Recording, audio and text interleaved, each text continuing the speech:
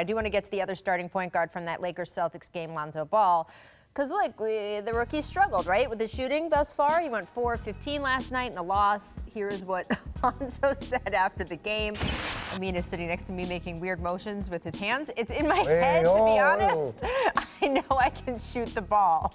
Amin, do you think your motion was around your head? I was signaling the producer upstairs, Big Steve. I was saying my fault because he was trying to remind me of another point I wanted to make about Brad Stevens deserving a lot of credit, and I forgot. But it's okay. We're going to talk about Lonzo. We're talking about Lonzo Ball now. Lonzo Ball, is it in his head or is it mechanical? The answer is yes. Ooh. Right? Because his shot is funky. We knew that. But he was making them in college. Now, there were questions on A, could he get it off against NBA caliber defenses because it's a lower release point, and B, does he have the range because college three is a lot closer than NBA three. So those are the mechanical parts. But the mental parts are when you start to get in your head about, oh, I missed that shot, oh, I missed, and he's already a pass-first guy, so he's already thinking, I should have passed it, I should have made someone else better rather than being selfish with the shot. But Stack, you know, sometimes you got to be selfish with that shot for the rest of the game to open up. Well, he has to be more selfish. I think they want him to be the leader of this team.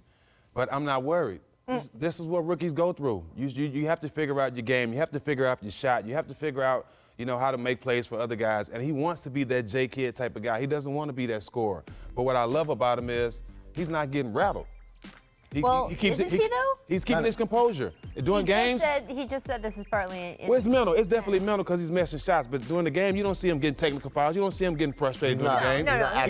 He's definitely keeping his composure. I get that, but I mean, it's interesting. We've talked a lot this young season about Lonzo and sort of the pressure around him. And yes, his dad is part of that, but also Magic Johnson has sort of anointed him. Oh, he's going to save the franchise, and there's been so much attention on him. The game last night was billed as Lonzo versus, not the Lakers versus, right? So how much is this, maybe all of that, caving in on him a little bit too, making him feel like I've got to be exceptional right out of the gate? That could be it, but I think it's just some things that's not in him that we want in him.